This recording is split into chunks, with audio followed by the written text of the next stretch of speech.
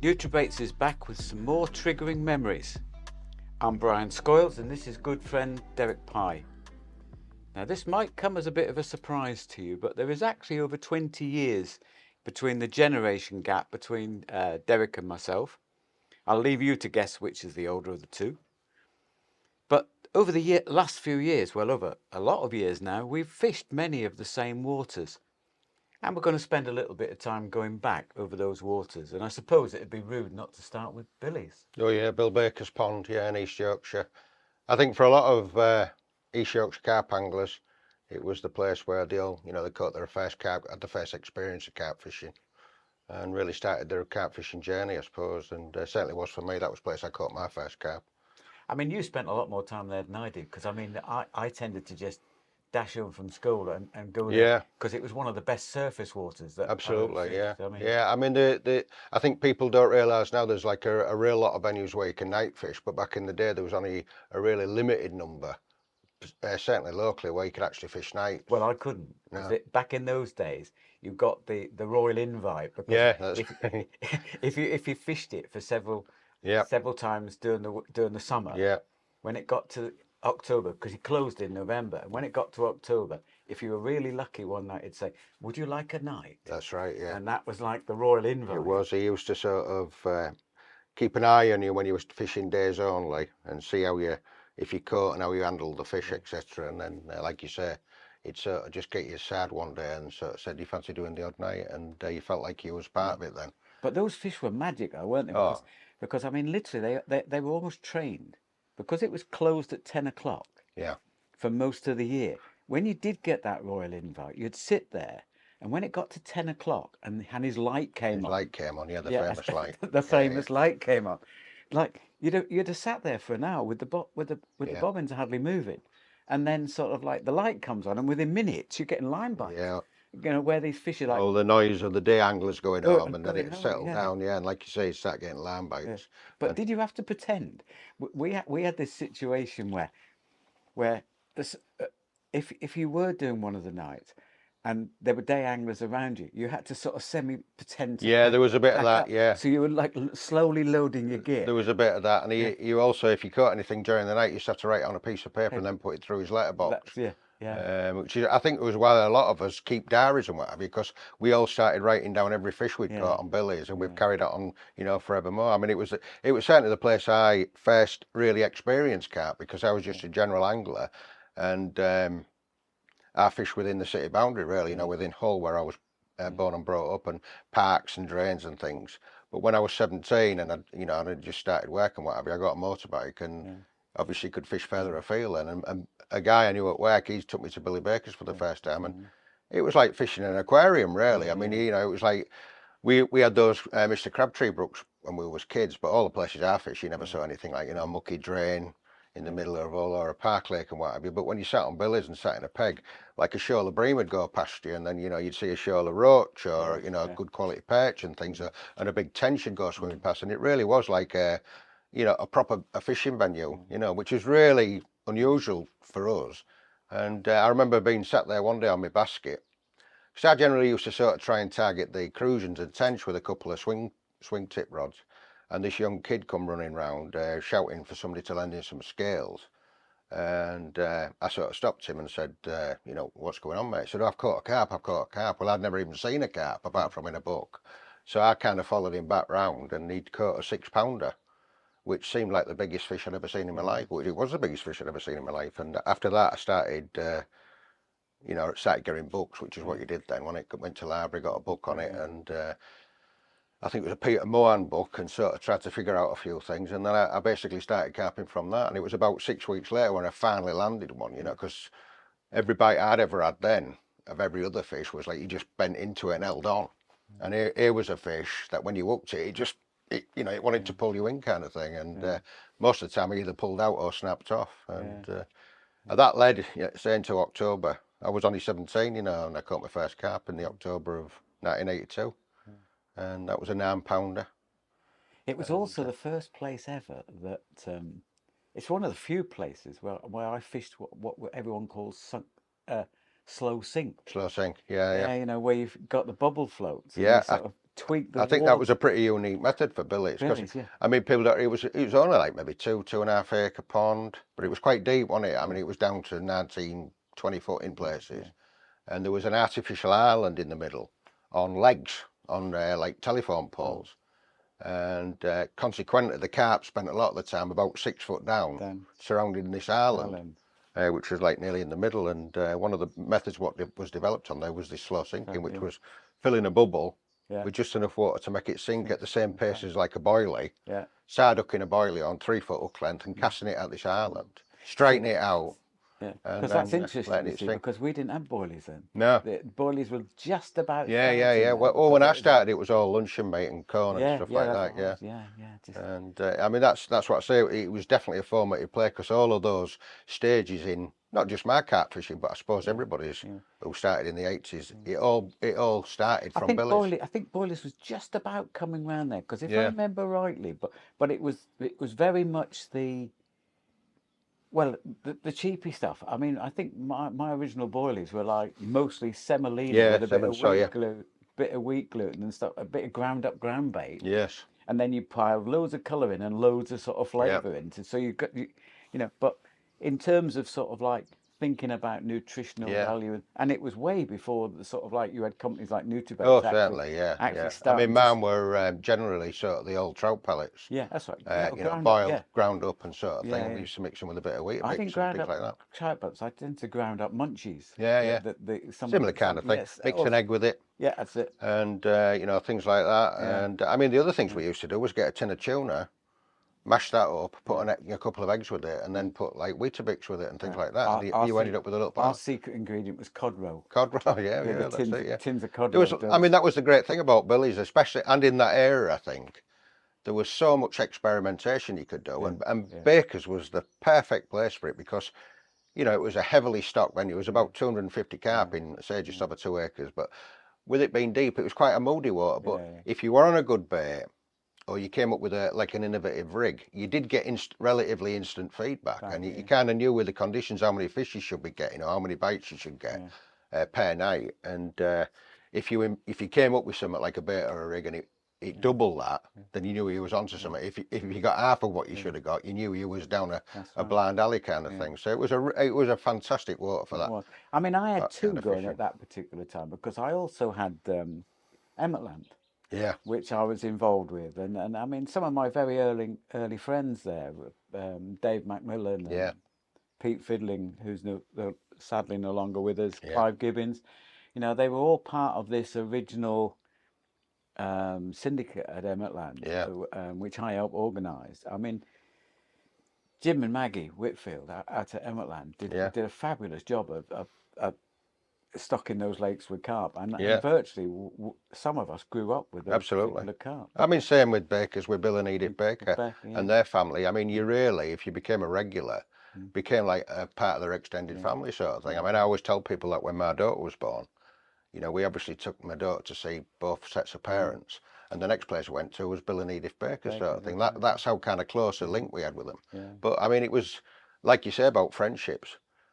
My closest friends today are still people I met on Bill Baker's. I mean, it's, it's 40 years ago sort of thing when I first fished there. And I mean, even just now, I mean, if you look at the members of of Holland District and the members of Osprey and Hawke and whatever, you're still knocking into the same people. Well, we've all come back together sort of thing. Yeah, absolutely. It's because I think friendship, Holland District's geriatric. I think it's something like that. But I think it is friendships born out of like a shared interest like angling, or an obsession like carp fishing. Means that you don't have to see each other every week or every month or whatever. But when you do meet, it's basically we're back to sort of being 17 again, and we sort of end up talking about the same things, taking the mick out of each other and just having a bit of enjoying life kind of thing, I guess like all of us then, we moved on. I mean, in my particular case, I moved on just a little bit further down the same gravel chain to a lake called Thompson's. Yeah. Well, it's now called Fable Pool, I think. Fable Pool, yeah. And that was to some extent my next learning curve. I teamed up again with Clive Gibbons and Pete Fidlin, and we used through the winter we used to have the bait rolling nights where we'd go to each other's house, 2-3 dozen eggs and whatever, and we'd sit there, and one would be on the mixing, one would be on the rolling, one would be on the boiling and whatever, and then at the end we'd share it all out, and stock up the freezer ready to use. And probably Thompson's was the first water that I ever fished where bait started to become much more important. It was one of, originally it was just another thing you experimented with. You were mucking about with rigs, you were mucking about with sort of like baits and all the rest, but that was the period where suddenly you started to sort of firm up your ideas on bait a little bit. And it was just about the time that Nutrabaits was starting to come together. I was a friend with, via the Carp Society, I became friends with Tim Paisley and Bill Cottam and whatever, and they were doing a lot of work on that, the original sort of like ideas for taking bait to a new level. But Thompson's I have a lot of affection for, and I caught some lovely fish from Thompson's. Absolutely. I mean, where did well, after Bakers, I mean, I spent probably longer on Bakers than most of my contemporaries, really, because of the limited amount of night fishing available, and you basically become like the sort of top rod on the pan, and it's quite difficult to sort of move off. But the bait You've never achieved that since. no, never got them dizzy heights. But no, the sort of the bait thing, I really sort of went through on billies. Starting off with, like you say, with just 7 soya mixes, but quickly. The great thing about places like Billy's, as I'll go back to, really, was that it was so heavily pressured. I mean, imagine like 24 pegs on 2 acres. You were literally, holding hands with a net bloke next door. So first of all, you had to sort of get on with people, but also what it taught you was that if you could make a better bait than the rest of them, the fish would cross their lines to get to your food, sort of thing, and I sort of figured all that out on Billy's. So I went through a lot of it, the milk proteins and bed food mixes and all that sort of stuff, and from different strategies of 10 or 20, 30 baits around each sort of rod, and then sort of piling it in as well, a couple of kilos. And I went through all of that on Billy's kind of thing, and saw the different techniques and things. So when I moved off Bill's, it was to Ulland District's Bransburton pits, and there's a chain of 4 pits up towards Driffield, and I went and started fishing them venues, and initially just on days, because it was my first experience of Ulland District and their night permit system, which was more difficult then than it is now, to be fair. But you had to sort of get what they called a B class permit to fish at Bransburton, but that allowed you relatively cheap, night fishing.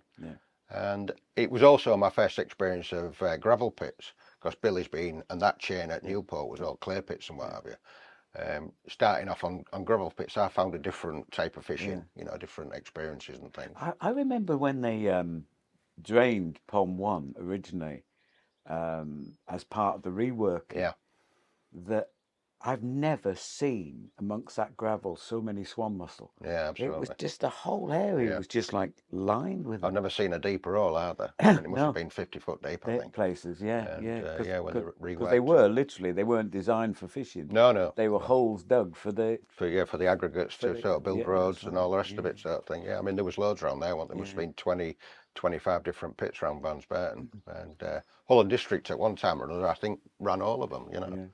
And I know in the early 80s they ended up buying them 4 pits, which are now their Bransburton complex.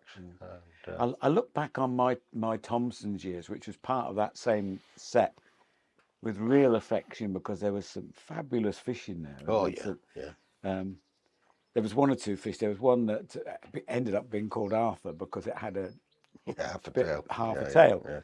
And I think I had that fish 2 or 3 times, including once off the top, where it literally, I was stood sort of like knee deep in the water, and it literally went past my leg. I'm looking down as it went past, and then took the mixer a bit further on. It was a really good floater water, although many people didn't bother. No. But there was another fabulous swim in the second half as you drove through the farm into the second half. Yeah.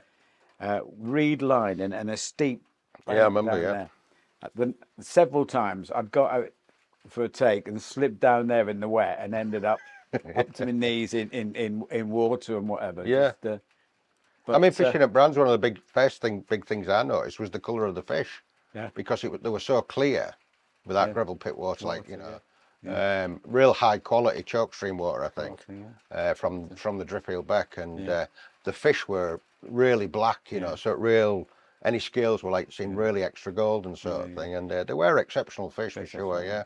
I mean, a Scylla 20 was a good fish, like sort of thing. You know, they weren't massive fish, but after that, I think came probably the biggest learning curve move that I can remember in my angling, which is when I moved on to Tilery. Yeah.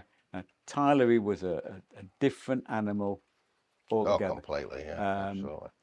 I mean, I can remember walking around that and thinking, where on earth do I start? I think at the time I had 11-foot, 2¼ pound test curve rods, Right. Cardinal 55 reels, which, if you look back, have spools about the size of a cotton reel.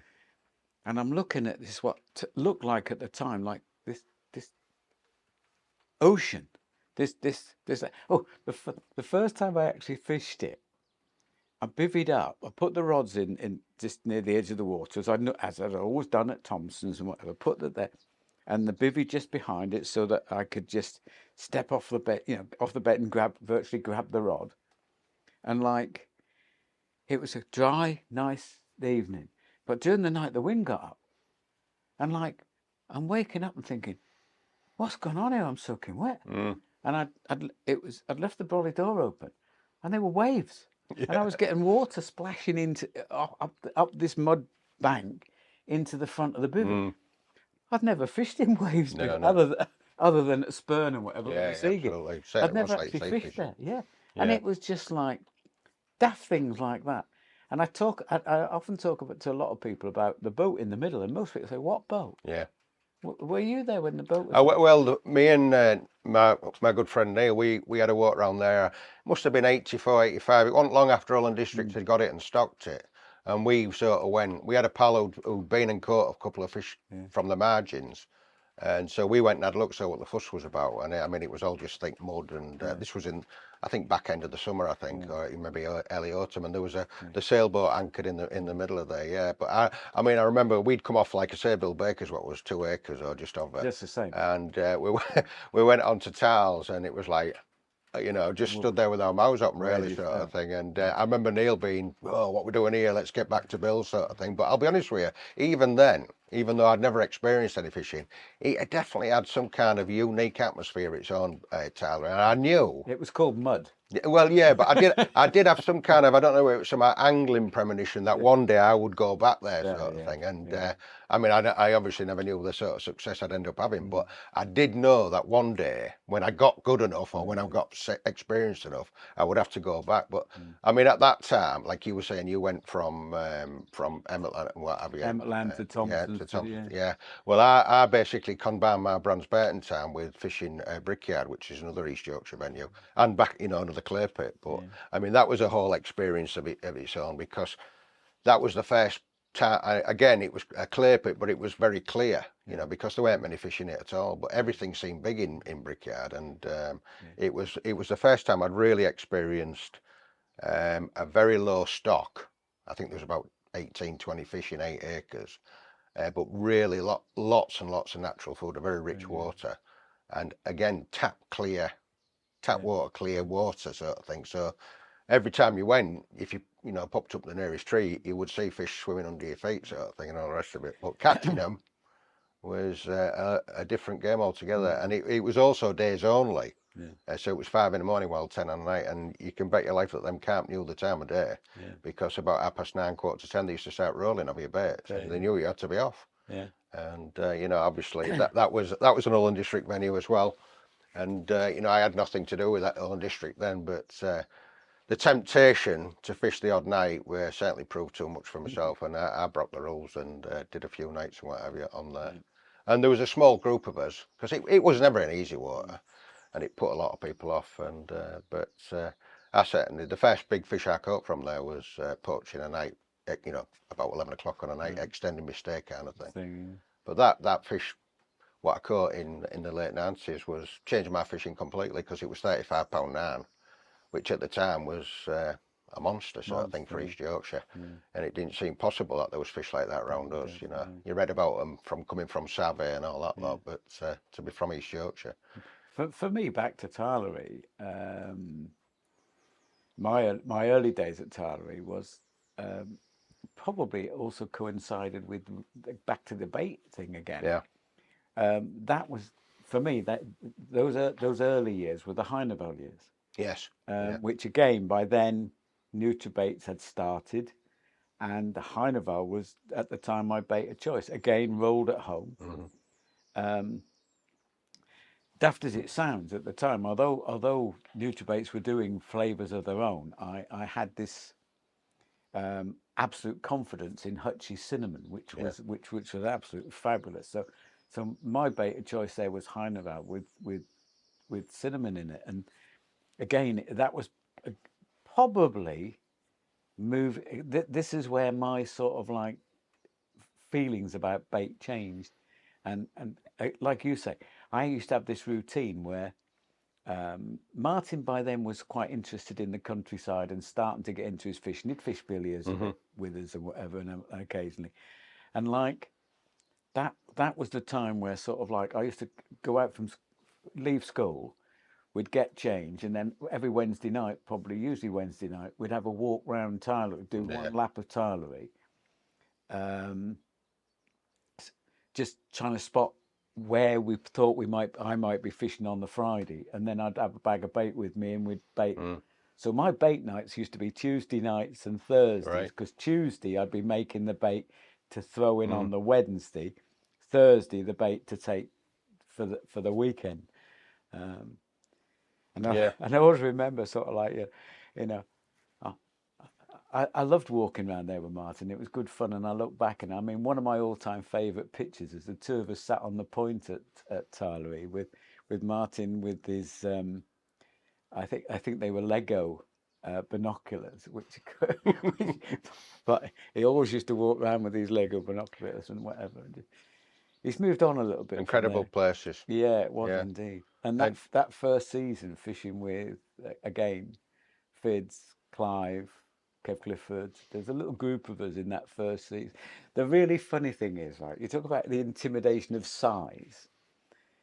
One of the things I always remember about that was that first year, you've got, what was it, about 27 acres? Mid-20s. Mid-20 acres, something like that. There's this huge lake. And like in one corner bay, there was all four of us with the bibbies about 10 yards apart, just in a line. You've got all this water and the four of us all in this one little spot. Whether or not it's we were just used to fishing next to somebody. Now, if you turned up and you looked around and there was one person in a bay, you wouldn't dream of dropping in next to them. You'd go somewhere else. But, a bit of a social as well, wasn't it? Yeah, I suppose in them times. I mean, like I say, when I was still on Bricky at them times, and combining that with Bransburton and occasionally, having the evening sessions on Motorway as well, which was another iconic East Yorkshire water. But, the chances of getting night fishing on them places it was dead men's shoes, wasn't it? You really couldn't get on. And I mean, I remember putting my name down in the late 80s for Motorway, and I got offered a ticket in 2001. And that was like a pretty average weight, really. But yeah, I mean, Brickyard was another really kind of formative place. I mean, I used to spend that much time up the trees, I could climb trees like nobody's business in them days. But you were often, I mean, obviously I took all the quality baits that I'd made up and the successful baits I'd made up on Bill's, on Baker's Pond, to places like Bricky, and that was never the problem. You'd always get them feeding on your baits. It was just the sort of fact that there weren't many fish. They were very wary because of the clear water. And also there was plenty of natural food, so they really didn't tend to make many mistakes, and it was an incredible place. I absolutely became obsessed with Brickyard, and I think the fact that you couldn't night fish it made it even more of a challenge, because I used to sleep in the car park, and I remember writing to Kevin Clifford asking if I could park my Land Rover in the car park and sleep in there, and because what I say at first we did poach a few nights, but then a guy got banned for life. You thought I better stop. Well, that frightened me to death because I was completely obsessed with the place, and the idea of getting banned from fishing it I just couldn't even think about it, like sort of thing. So I did completely stop altogether and went back to my 5 World 10s, But it was hard work. I mean, everything about it was hard work, and the mosquitoes were incredible down there. They eat you alive, you know. And you really, the problem with Bricky is, I mean, most other places I'd fished was, like I said on Bills, you'd come up with a good bait, or you'd come up with a innovation of a rig sort of thing, and you'd catch a string of fish until it sort of, dwindled. On Brickyard, you could have the best bait in the world and the best rig in the world, and you still won't catch. And then out of the blue, you'd catch a fish, and you caught. And I was really probably one of the more consistent catches on there, but I never really knew why I was picking up fish or why I wasn't catching fish, which is sometimes just as important sort of thing. It was just the fact that you were in the right place at the right time, and it was a fantastic place, Brickyard, and I'm always pleased that I fished Brickyard before I fished Tiles, because I think if I'd gone to Tiles first, I never would have gone back on. So you then moved on to Tilery, did you? Yeah, I mean, I come down again. I sort of, pulled out a Brands Burton a bit because I'd caught a lot of the fish out at number 2, and there wasn't any really big fish then. There were sort of mid-20s was a big fish in that area. And so I started targeting, say, evenings, the odd day session on Motorway Pond with Brickyard. And then, say, just after the millennium, it was really Brickyard what got me involved with Ulland District. Because, I mean, we used to call Ulland District the magic circle, If you were in, you were in. If you were on, you couldn't get in, sort of thing. And I remember in the early 2000s, there was the foot and mouth problem in this area. Well, it was across the country, I think. And nobody could night fish Brickyard, but they stopped night fishing on Tilery.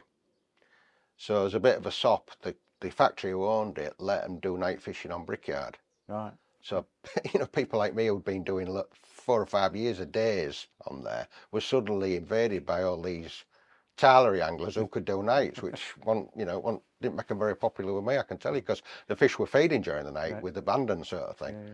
And all these fish what I was targeting, they started catching them in the middle of the night sort of thing. So, but that all dwindled by the sort of autumn time, and I was still doing days, sleeping in the Land Rover in the car park and then going back on at 5 to 5. And I remember writing to Kevin Clifford, who I didn't know at the time, basically saying, if I'll do any work parties you want me to do, I'll do basically anything, I'll trim trees, build swims, whatever you want, if I can just do a few nights. There's only me left fishing it.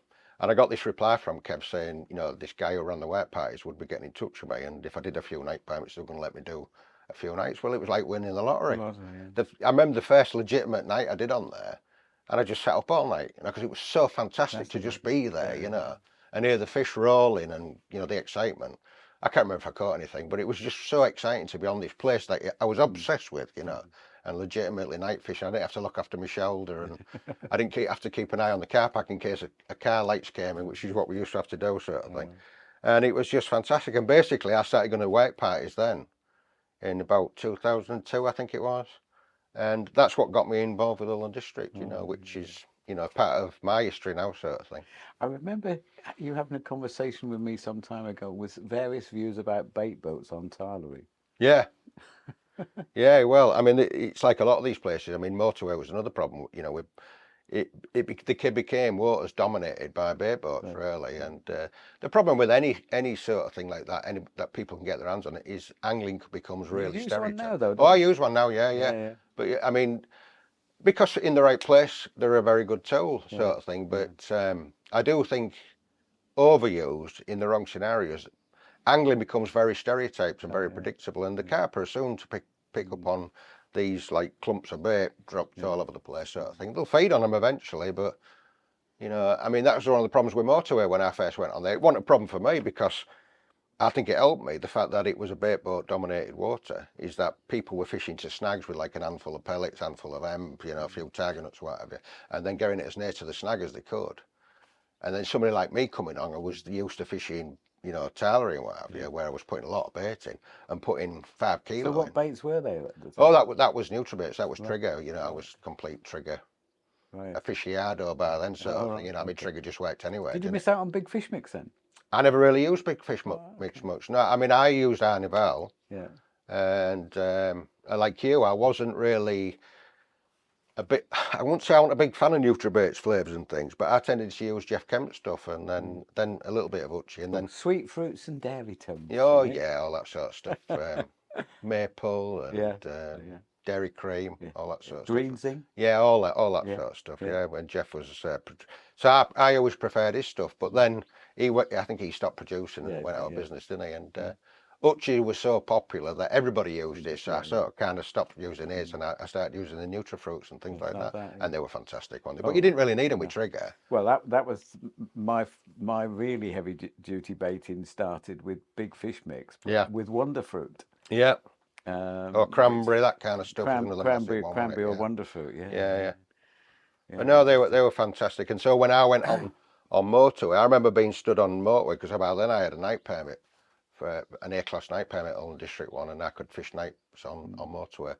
And I remember being on like the motorway bank, and I'm catching out pouchfuls of like 20 millers.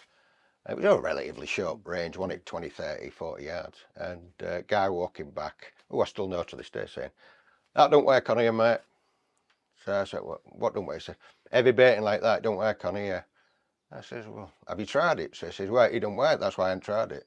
So I said, "Well, how do you know?" So I said, "I'm happy, mate, you know." So I put out about 5 kilo, and I think I had about 6, 7 fish that weekend. And they were catching 6, 7 fish a year, some of these anglers, you know. But they got very stereotyped. It's like I say, put an handful of this, handful of that, and fishing against a snag. Thanks. And I always think it still happens now on places, and I think we're all guilty at some point of trying to fitting in with what you think the way carp should be caught on a particular venue. And in reality, carp can be caught, 100 ways, can't they, sort of thing. And I never really got into motorway. When I left Tilery, I spread my wings a little bit. But by then, Martin had got quite keen on his fishing, and was coming with me most sessions then. So my fishing changed quite dramatically then, because we started looking at waters that produced more runs rather than anything else. Yeah.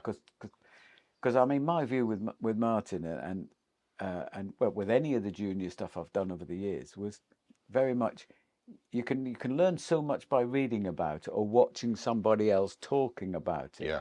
But you actually learn the most by actually doing it. Correct. Yeah, absolutely. And that's not sat behind motionless rods. You need to be actually getting takes and getting runs and playing fish and handling fish. Correct. Yeah, absolutely. So with Martin and I, we tended to start moving about a little bit, and we were fishing Messingham Sands and Lakewood, Alderfen, places like this where you were getting a lot more action. I mean, probably my next big sort of serious campaign was Northern Stillwater. Oh yeah. Just I can't talk about that. No, you can't. No, I'm still in it. Yeah, still in it. Yeah, but I mean, there again, we just that for me became a bait-dominated water. There was myself and Martin and Julian Cundiff as well as at the time. We were all putting lots and lots of initially big fish mix, I think it was, and then Trigga in, and sort of like those fish were just bait-orientated fish. They would come to bait. Yeah. I mean, one of my fondest memories, which Julian won't remind me saying, was that, and I've always totally admired the fact that he could fish the night, get up at 5:30, 6 o'clock in the morning, pack everything away, barrow it back to his car, and then go to work. I mean, there was no way I could ever do that. And this particular day, we were in 2 swims next to each other. We'd had a bit of a social the night before, bit of a catch up and everything. 5:30, Julian's walking into my swim, saying, "I'm off, got to go to work, have a shower and all this business." And I'd literally had a tench during the night, so I thought I'll reposition one of the rods, the one that I'd had the tench on. So I wound that one in and put a fresh bait on. And I thought, well, Julian's just left next door. He put a stack of bait out there last night, so I'll lob one slightly to the left where he was. And literally 10 minutes later, I had the big common out of there. And that was literally over the same bait, but over the patch that Julian had put in. And I must admit, I had great delight ringing him later on in the day and saying, thanks very much thanks very much for baiting my swim. I really appreciated that. Yeah. And he took it in good part, which absolutely. is fine. Yeah, I mean, I certainly feel with Tilery, it was another one of these really formative venues that I think through your carp fishing career, life or whatever, you have certain places you target what completely change your fishing or develop your fishing on, like we said, you know, with Baker's Pond, that was the start, and then you learnt these, you know, fishing for low stock, rich waters, etc. And then going on tiles, it was a completely different set of problems and challenges and what have you. And also a place, you know, for people who hadn't experienced it, it was, you know, an incredible experience on Tilery, absolutely. And it's strange that the people who I talk to, I still know now. I mean, people like Kev Clifford, who never really fished it particularly for the carp later on, but fished for the big bream and the tench and the roach and things. Or people like, you know, other good friends of mine who targeted it and was successful on there. It is like a common subjects we always end up talking about because it had such a big effect on our fishing and our sort of experience, I suppose. And Tilery was and I see, even when I go for a walk around it now, I still get that same feeling, though. You know, it's not the water. Well, on motorway as well, though, didn't it? Motorway as well, yeah. I mean, mainly because of bait, I think. Like I was saying, it was a water dominated by bait boat users who'd got used to fishing really little, you know, clumps of bait, and in a very in my view, in a very stereotyped way. And somebody coming along with like a fresh eyes and doing that at that time, heavy baiting over, you know, scattering it over a large area, them carp were just dying for somebody to feed them, you know. And but it's not just heavy baiting; it's heavy baiting with a quality. Oh, absolutely. The quality of the bait is a big thing. Because that's one thing I've never. That's one thing I've never understood. People say to them, "Oh, you know, I've seen it at shows. I'm going to France, or I'm on a local syndicate water. I want 20 kilo. What's cheap?" Yeah, absolutely. That never been our view, has it? That kind of thing. It can't from where we come from. It can't be with that, because I mean, again, one of the people I fish with a lot and really enjoy fishing with is Graham Drury. Yeah. And Graham said, and I've said this to so many people, said something to me years ago that just has always resonated. And he basically says, you know, these days bait is no longer part of the equation. No.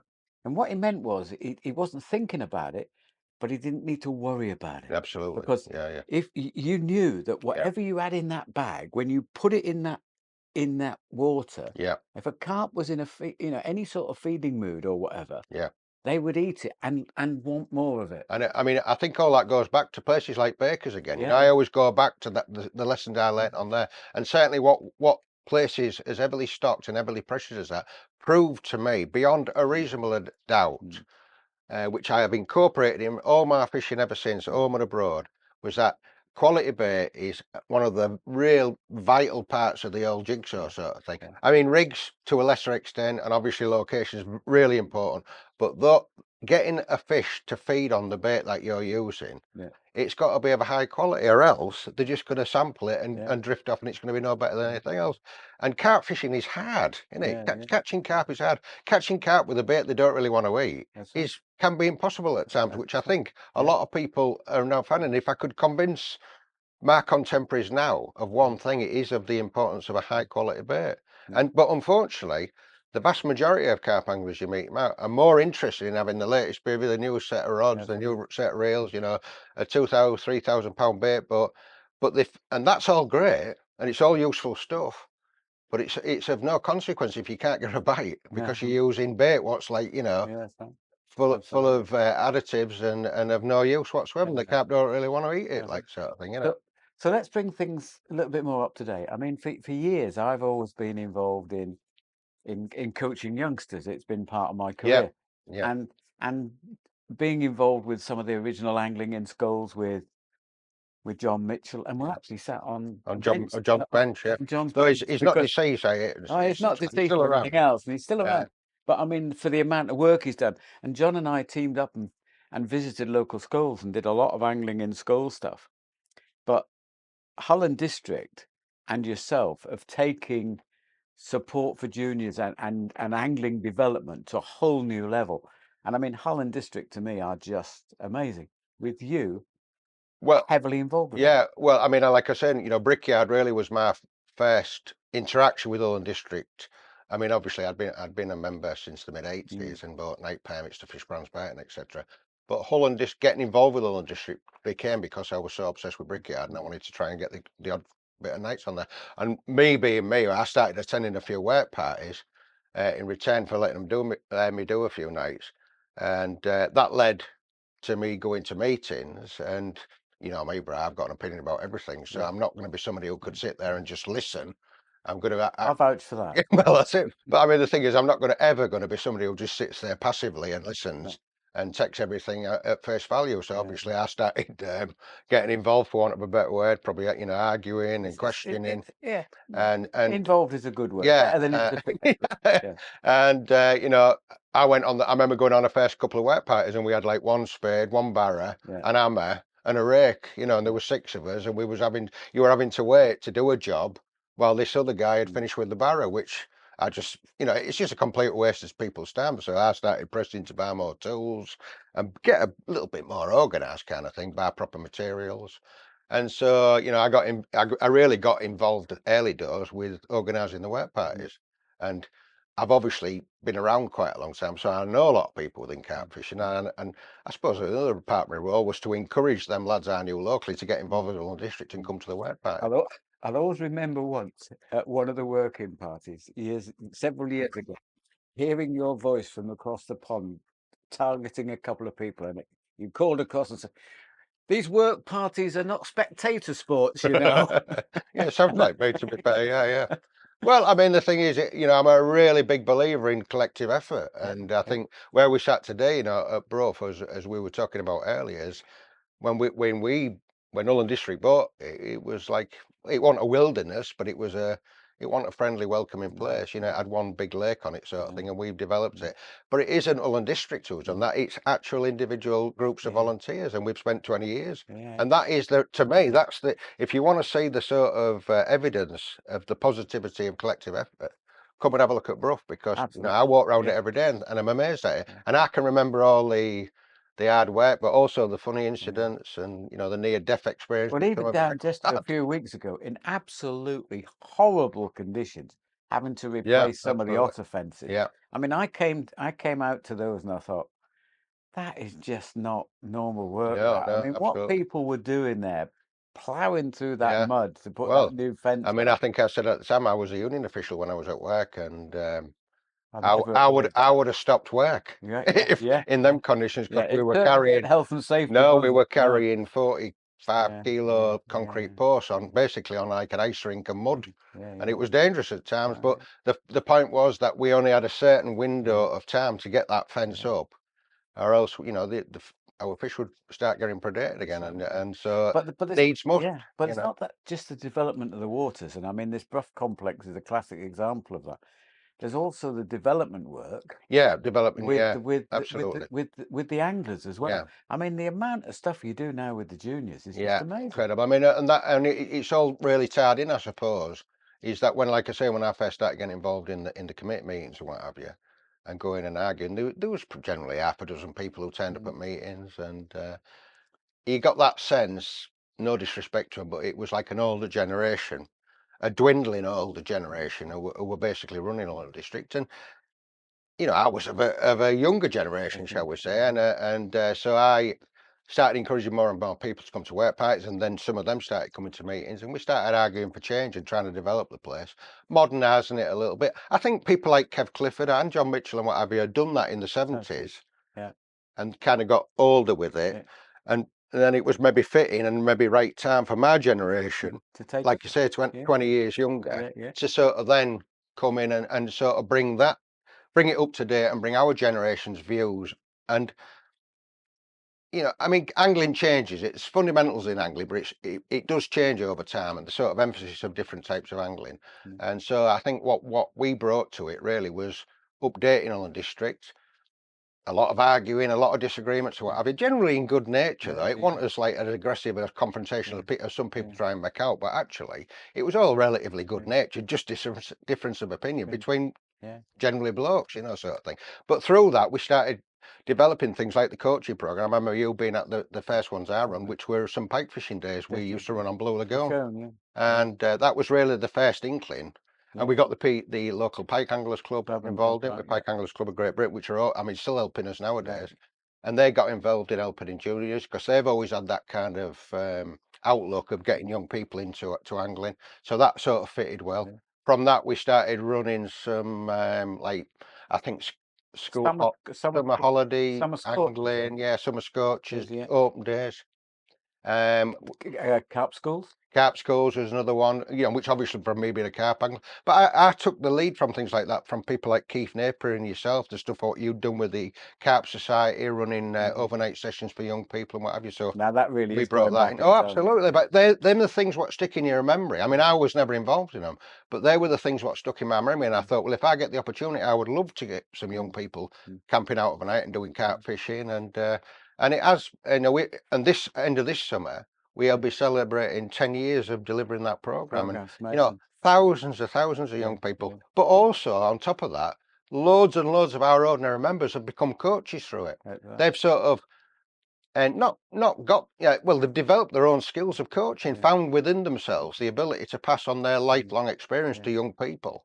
And encourage another generation. The interesting thing is as well, coming back to the fishing side of things as well, although the development, the waters and everything else has changed, to some extent, knowing a little bit about how you fish this complex, that hasn't changed that much because you're still, I think, a bait angler, aren't you? Yeah, bait angler, still. I mean, would it be fair to say that Osprey is your main water at the minute? Yeah, at the moment, like I say, I mean, you mentioned Northern Stillwater and whatever, which I've got a ticket for and I go occasionally there. But yeah, I mean, a lot of mine, sometimes my fishing now is like a bit of a respite from the work I do with Ulland District. So, sometimes I just want a couple of nights away fishing, and I generally stick on Osprey because it's a big fish water that we've developed. And I mean, that's the other great thing from a personal point of view that Ulland District have given me is most anglers have this dream of developing their own ponds and what have you, or owning their own ponds and become, creating a fishery. Well, I've had that sort of joy because I've been one of the main movers, I think, in sort of developing our venues and restocking them, and places like Osprey, which is just up there. And one of my biggest personal achievements, I think, this year was to catch a 40-pounder out there, and that is a fish what I stocked at £7 because we've never been in the business of stocking big fish. We've always stocked, relatively young fish at £7 or £8, and then and that sort of thing's still going on because I was with you the other week when we were netting windmills to move some to get some of the small carp that are bred in there, so the bigger ones could go on. And using them to stock these venues here, but also Motorway Pond and that's again, who were doing that work was all our volunteers, That's right, absolutely. to turn up. A lot of clubs seem to have a problem getting volunteers. We've got an absolute surfeit of them, haven't we? I think that's it. I think we could have a bit of a one round, perhaps have a brew. You're going back fishing? Yeah, I'm going back on Osprey. I'm going to go home and get organised for something I'm doing tomorrow. And that's another Trigger Memories. And I've enjoyed listening. Yeah. I hope everybody else that's watching for coming, Bri. Yeah, has enjoyed that. Yeah. Thank you.